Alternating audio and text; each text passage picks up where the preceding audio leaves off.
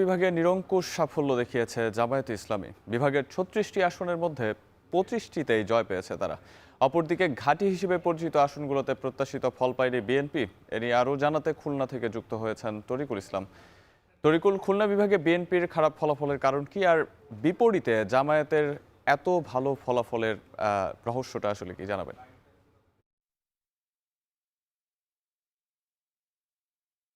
খুলনা বিভাগে জামাতের এই সাফল্যটি আসলে অবিস্মরণীয় সাফল্য এবং তারা সাংগঠনিকভাবে যে কর্মকাণ্ডগুলো পরিচালনা করেছে, সাংগঠনিকভাবে তারা যে গোছানো যে পারফরমেন্স দেখিয়েছে বা নৈপুণ্য দেখিয়েছে, তারই ফলশ্রুতিতে তারা খুলনা বিভাগের ৩৬টি আসনের মধ্যে তারা পেয়েছে ২৫টি আসন এবং ১১টি আসনে জয়ী হয়েছে বিএনপি। তো আমরা এটি গত রাত থেকে যখন এই ফলাফলটি আসছিল রিটার্নিং কর্মকর্তার কার্যালয় এবং বিভিন্ন জেলা থেকে আমরা যে প্রতিনিধির মাধ্যমে যে সংবাদটি পেয়েছি, তারা আমাদেরকে জানিয়েছেন বেশিরভাগ ক্ষেত্রে এখানে বিএনপির দলীয় কোন্দলটাকে তারা দেখছেন এবং বিভিন্ন জায়গায় বিএনপির একাধিক প্রার্থী, বিদ্রোহী প্রার্থী তারা এখানে প্রতিদ্বন্দ্বিতা করেছে। পাশাপাশি জামাত ইসলামী একক প্রার্থী দিয়েছে এবং তারা সাংগঠনিকভাবে প্রার্থীর পক্ষে কাজ করেছে এবং যে ধরনের প্রতিশ্রুতি তারা দিয়েছেন, যারা ভোটারদের কাছে ভোটাররা আকৃষ্ট হয়েছে। তবে একটা ফলাফল যেটি উঠে এসছে সেটি হচ্ছে নারী ভোটার যারা, তারা বেশিরভাগ জামাত ইসলামীর যে প্রার্থীরা রয়েছে তাদেরকে ভোট দিয়েছেন তাদের দাঁড়িপাল্লা প্রতীকে।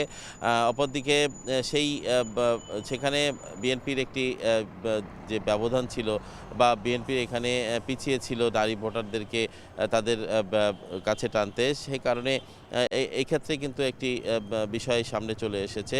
আরেকটি বিষয় সেটি হচ্ছে যে প্রতিশ্রুতিগুলো বিভিন্ন সময় জামাত ইসলামীর যারা এবার প্রার্থী হয়েছেন, তারা সাংগঠনিকভাবে এবং তারা ব্যক্তিগতভাবে বিভিন্ন সময় প্রতিশ্রুতি দিয়ে তারা তাদের যে সংসদীয় আসন রয়েছে সেসব জায়গায় মানুষের পাশে তারা নিবিড়ভাবে তারা দাঁড়িয়েছে এবং তাদের পর্যবেক্ষণ যেটি তারা করেছেন সেটি ছিল চুলচেরা যে বিশ্লেষণ, সেটি ছিল একেবারে তথ্যবহুল, যে কারণে জামাত ইসলামীর এই বিজয় তারা ছিনিয়ে আনতে সক্ষম হয়েছে। অপরদিকে বিএনপির দলীয় কোন্দলের পাশাপাশি তাদের প্রার্থী নির্বাচনে যে দুর্বলতা ছিল, সে কারণেই মূলত তারা এখানে হেরে গেছে।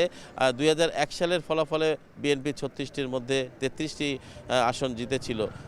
এর মধ্যে কিন্তু জামাত ইসলামের তিনটা জোট সরকারের সময় ৩টা আসন ছিল। সব মিলিয়ে খুলনা বিভাগের যে গতকালের যে ফলাফল, সেই ফলাফলে বিএনপির তাদের নেতাকর্মীদের মাঝে একটি হতাশা বিরাজ করছে। অপরদিকে জামাত ইসলামের এই সাফল্য তারা এটি ধরে রাখতে চায় এবং আগামীতে তারা এগিয়ে যেতে চায়। এই বিষয় এই ছিল আমার কাছে খুলনা থেকে সর্বশেষ খবর।